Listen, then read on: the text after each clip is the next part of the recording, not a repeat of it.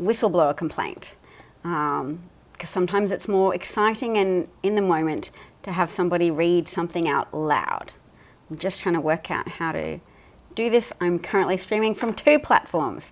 As my regular listeners on Periscope would be aware, I stream to Periscope. And I am also now live streaming to YouTube. So hopefully this is all working. It would be a good day for everything to be working perfectly. I have the whistleblower complaint. Here we go. Dear Chairman Burr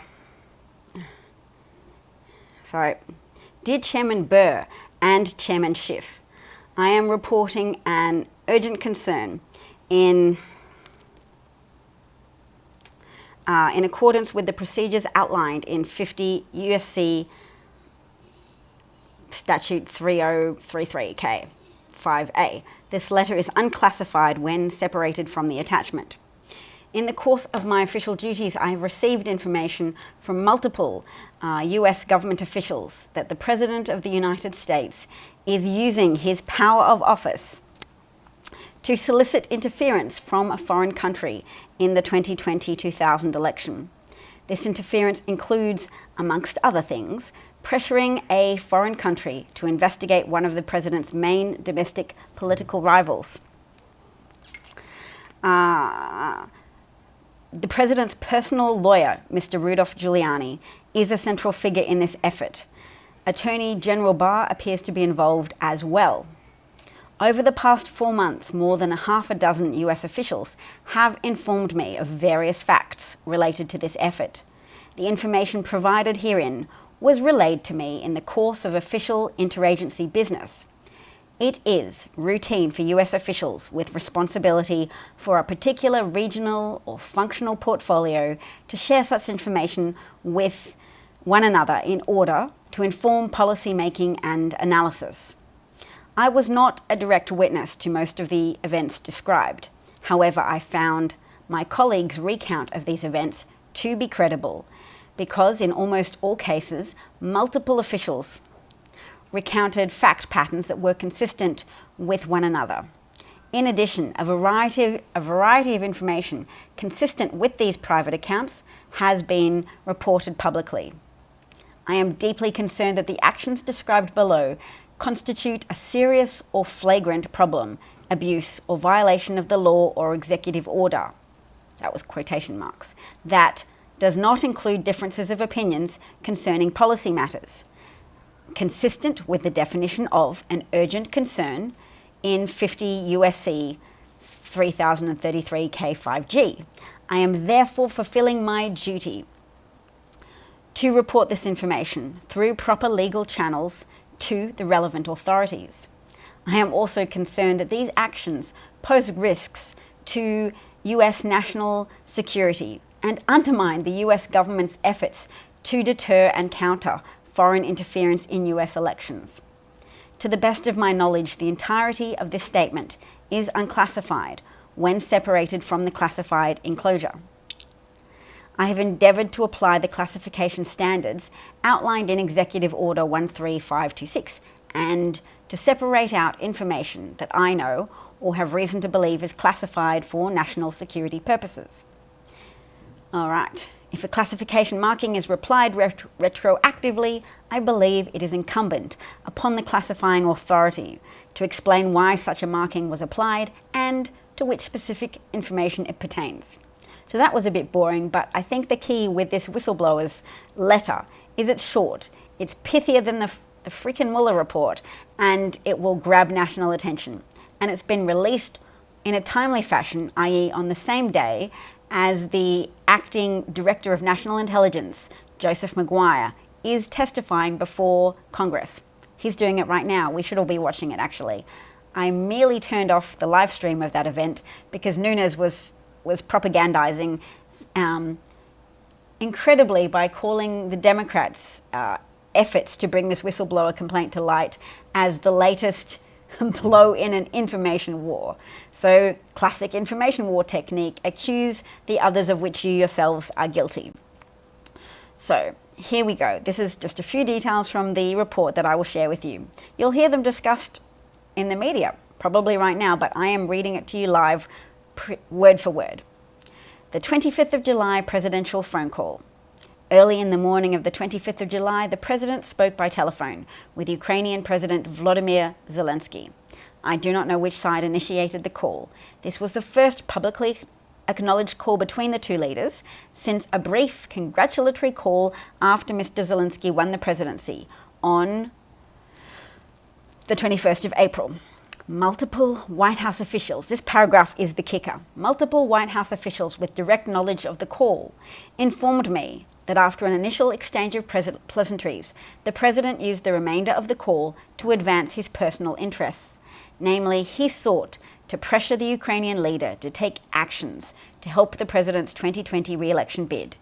According to White House officials who had direct knowledge of the call, the president pressured Mr. Zelensky to, inter alia, which is a Latin phrase meaning amongst other things, to initiate or continue an investigation into the activities of former Vice President Joseph Biden and his son Hunter Biden, to assist in purportedly uncovering allegations of Russian interference in the 2016 US presidential election originated in Ukraine, with a specific request that the Ukrainian leader locate and turn over servers used by the Democratic National Committee, the DNC, and examined by the US cybersecurity firm CrowdStrike, which initially reported that Russian hackers had penetrated the DNC's networks in 2016.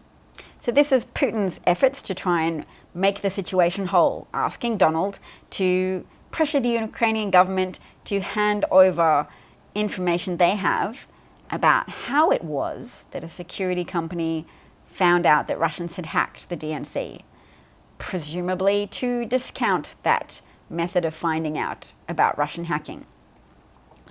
And also to pressure Mr. Zelensky to meet or speak with two people the president named explicitly as his personal envoys on these matters, Mr. Giuliani and Attorney General Barr, to whom the president referred multiple times in tandem. So here we go, I'll make this less bright and show you that I am indeed reading from the letter.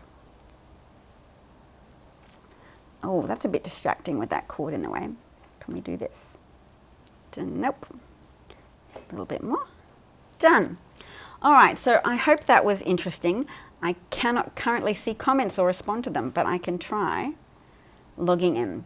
I'm going to end this live broadcast. I just briefly wanted to say that this is a very historic day, and I'm keen to go see Joseph Maguire answer questions as well, because the President of the United States betrayed his oath of office.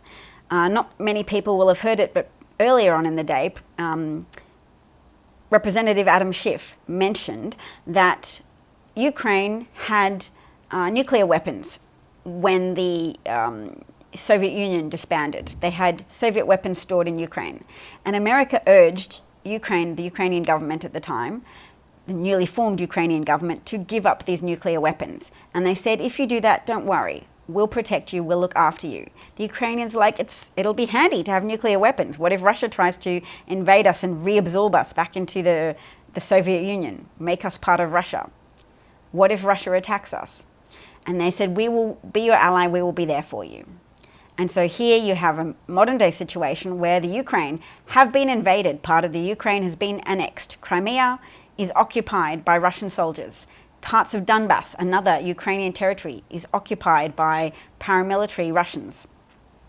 And Donald Trump puts a hold on congressionally approved $391 million worth of military aid. And he lets them stew a little bit. So people in the Ukraine are dying. 13,000 people have already lost their lives to Russian attacks. And Trump withholds nearly $400 million worth of military aid for 7 weeks. And just sits on it, and calls them up, or has a call initiated and goes, is there anything you think you can do for us? It's all been a bit one-directional. I hear we've helped you out a lot, Ukraine. What are you going to do for me? I'm happy to put you in touch with my Attorney General, William Barr, somebody who should be acting as the highest upholder of the rule of law in America. And instead, Trump is referring to a mission of sending the Attorney General of the United States, the person with the highest legal authority in the entire land, other than the president, to go and help with a re-election campaign strategy of Donald Trump's to fabricate a smear campaign about his chief political rival. And that is such a betrayal. The Ukrainians have been dying and will continue to die, but Trump used American federal funding, American taxpayer money, that was part of maintaining and establishing the might of the United States of America, their place in the global world order. And instead, there was Trump, like a mobster, saying, you can do something for me before I will help you out with my country's money and military might that we have promised to you decades ago when we prevailed upon you to hand over, to give up your nuclear weapons. You said yes to us on the basis of your trust for us. And our relationship is now dirt because not only has the President of the United States done this, but he still enjoys 40% support from Americans and probably will continue to do so to a degree. I don't know how much it's going to filter through to people. I don't know how powerful their ability to repel cognitive dissonance will be, that they'll find some way to rationalize it and find the talking points of the Republican Party to be convincing. Motivated thinking is a very powerful force. And the psychological need to pretend that you haven't done anything wrong is also powerful. How bad would you feel if you'd voted a mobster in to lead your country? How bad would you feel? How unwilling would your self-protective brain be to recognize that, particularly if people were offering you an out, particularly if you had 24-hour-a-day media services prepared to say, don't fear, you did nothing wrong. It's all these dastardly Democrats trying to spill lies.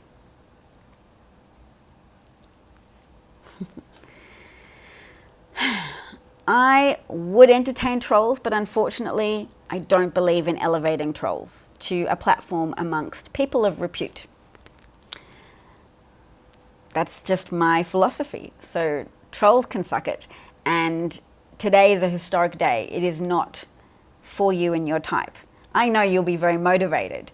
Many of you will be paid Russian trolls, given and offered a bonus to today of all days flood the airwaves with your counter reality suggestions. Counter to reality because they're constructing a powerful version of reality. And I say powerful because it will be potent and appealing to the Fox News crew who will not enjoy coming to an understanding or coming to a realization of what they have done. So with the speed of current events, impeachment's looking more likely every day because William Barr would not have wanted this whistleblower's report to be released at all. It involves him, it includes and it condemns him. And Attorney General William Barr has the highest authority in the land, yes, in terms of being the head of the Department of Justice.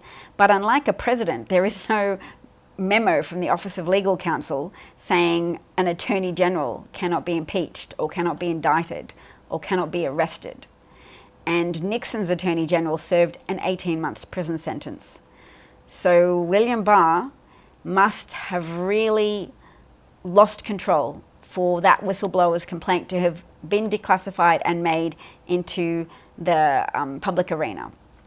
And yes, my friend Perry Pilot points out that we know what their rebuttal talking points are because the White House administrative staff accidentally sent out the email of their talking points to Nancy Pelosi and all of the House Dems.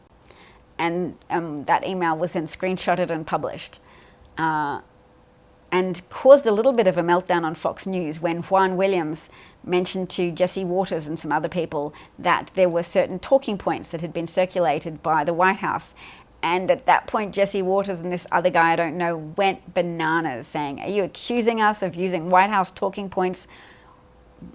Which is a psychological defense mechanism known as projection. When you are extra agitated and extra upset when confronted with your misdeeds and instead accuse other people, just like Kavanaugh did, getting very agitated in your denials. There's a Hamlet quote for that. Methinks the lady doth protest too much. Yes, and that lady was Gertrude, Hamlet's mother, who may not have known implicitly that her new husband had killed her previous husband, who was also his brother, but she may have had an inkling that something wasn't entirely right. Hamlet was very keen to find evidence even before he got it. So he is an example of leaping into the fray a little bit ahead of time.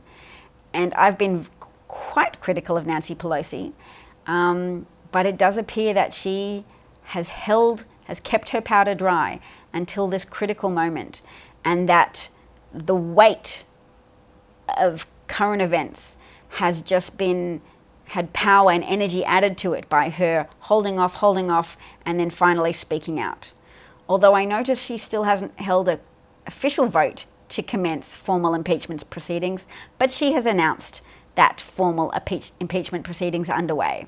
And look how fast everything's happening. We heard details of the whistleblower complaint.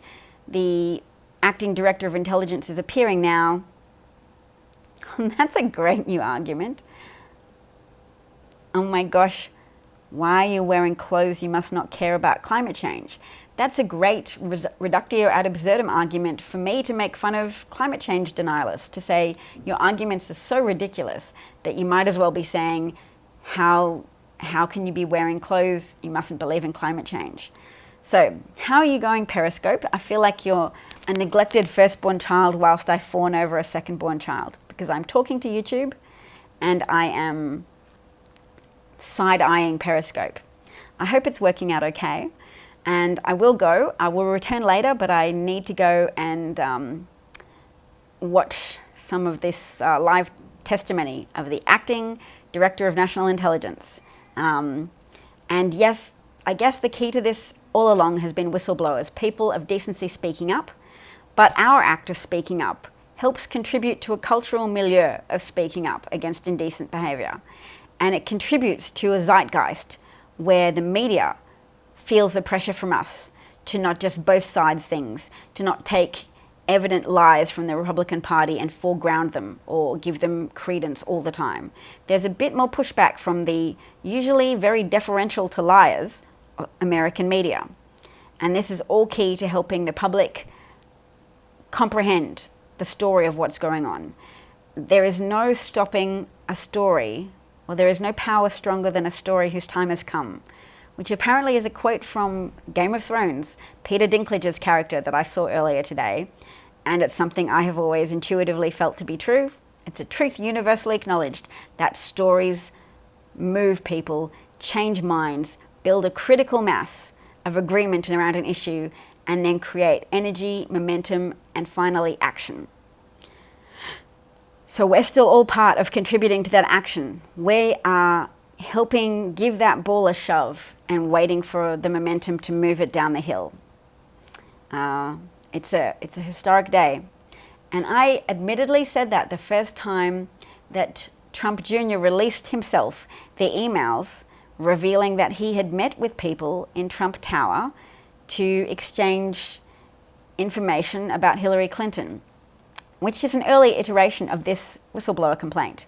And Donald Trump Jr. outed it himself as if to deflate it, which was a great move, knowing that the public discount things that are self-revealed. If that New York Times reporter had managed to push that story into print faster, or whatever publication he was from, pushed it into print faster so it had been a revelation about Trump Jr. rather than something that Donald Trump Jr. just tweeted out himself, the potency and power and implication of those actions described in the emails might have helped Trump to be ousted earlier and would have saved a lot of people's lives at the border. Would have saved a lot of people's lives around America, because I would imagine that the suicide rate has been spiked by the mental toll of living under such corrupt leadership. To say nothing of the people that have lost medical insurance because of moves by emboldened Republican Party leaders in states, at state levels, but also at a federal level, because Trump reduced advertising for the Affordable Care Act, so less people joined. So the pool of insured people would be less, putting more strain on the system, making it more difficult for people to join and more difficult for people to obtain health care. Thanks for listening in. I do appreciate your company and your contributions. I'll be more interactive shortly after I've been present to listen to some of their the testimony today. Thanks, guys. We'll press stop here. Bye. Thanks for joining me, and